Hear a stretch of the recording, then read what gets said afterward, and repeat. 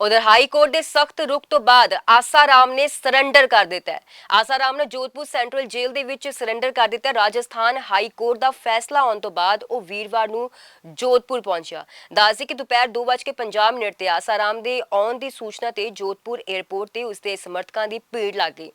ਆਸਾਰਾਮ ਨੇ ਵੀ ਗੱਡੀ ਤੋਂ ਸਮਰਥਕਾਂ ਨੂੰ ਆਸ਼ੀਰਵਾਦ ਦਿੱਤਾ ਤੇ ਆਸਾਰਾਮ 에ਅਰਪੋਰਟ ਤੋਂ ਸਿੱਧਾ ਪਾਲ ਪਿੰਡ ਸਥਿਤ ਆਪਣੇ ਆਸ਼ਰਮ ਪਹੁੰਚਿਆ। ਉੱਥੋਂ ਏਮਸ ਗਿਆ। ਜਾਂਚ ਕਰਾਉਣ ਤੋਂ ਬਾਅਦ ਸ਼ਾਮ ਲਗਭਗ 5 ਵਜੇ ਸੈਂਟਰਲ जेल ਵਿੱਚ ਸਰੈਂਡਰ ਕਰ ਦਿੱਤਾ। ਦਰਅਸਲ ਬੁੱਧਵਾਰ ਨੂੰ ਹਾਈ ਕੋਰਟ ਦੀ जोधपुर ਮੁੱਖ ਬੈਂਚ ਨੇ ਨਾਬਾਲਿਗਾ ਨਾਲ ਜਬਰ ਜਨਾਹ ਦੇ ਮਾਮਲੇ ਵਿੱਚ ਆਸਾਰਾਮ ਦੀ ਉਮਰ ਕੈਦ ਦੀ ਸਜ਼ਾ ਨੂੰ ਬਰਕਰਾਰ ਰੱਖਦੇ ਹੋਏ ਅੰਤਰਿਮ ਜ਼ਮਾਨਤ ਖਾਰਜ ਕਰ ਦਿੱਤੀ ਸੀ।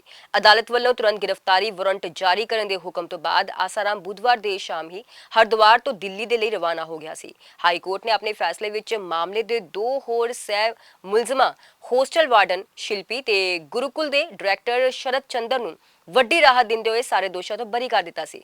ਕੋਰਟ ਨੇ ਮੰਨਿਆ ਸੀ ਕਿ ਇਹਨਾਂ ਦੋਵਾਂ ਸਹਿ ਮੁਲਜ਼ਮਾਂ ਖਿਲਾਫ ਅਪਰਾਧਿਕ ਸਾਜ਼ਿਸ਼ ਵਿੱਚ ਸ਼ਾਮਲ ਹੋਣ ਦਾ ਕੋਈ ਵੀ ਪੁਖਤਾ ਸਬੂਤ ਨਹੀਂ ਮਿਲਿਆ।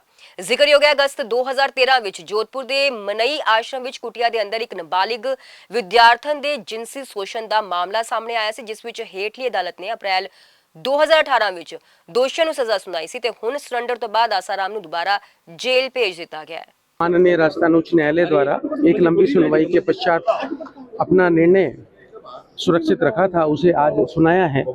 निर्णय के अनुसार आसाराम द्वारा प्रस्तुत अपील को खारिज किया गया है और जो सहअभियुक्त थे संचिता और शरद, उनकी अपील को अलाउ किया गया है।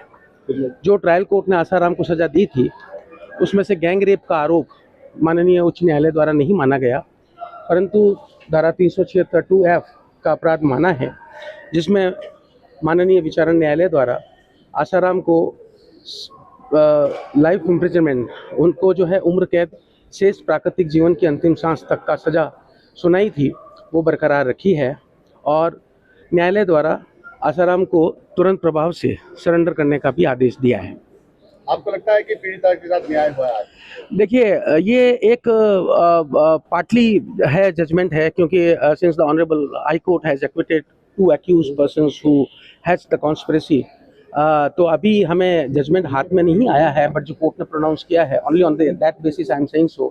But so far as justice with the victim is concern, I can certainly say कुछ हद तक तो राहत मिली है, but obviously we will move to the supreme court in respect of the acquittal of these two co-accused persons. Sir, आप पीड़िता की ओर से लंबे समय से पैरवी कर रहे हैं, पीड़िता की ओर से भी एक अपील पेश की गई थी। देखिए, अभी वो पता नहीं चला है, क्योंकि न्यायालय द्वारा केवल अपील पे ही इन 3 की अपील पर ही जो है वो अपना निर्णय बताया है।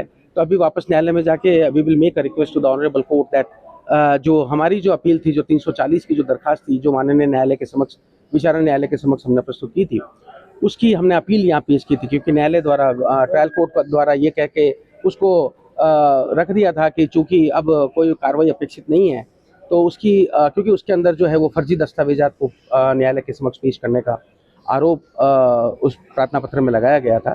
तो अभी उस पर भी न्यायालय से जो है मैं समझता हूँ स्थिति स्पष्ट हो जाएगी।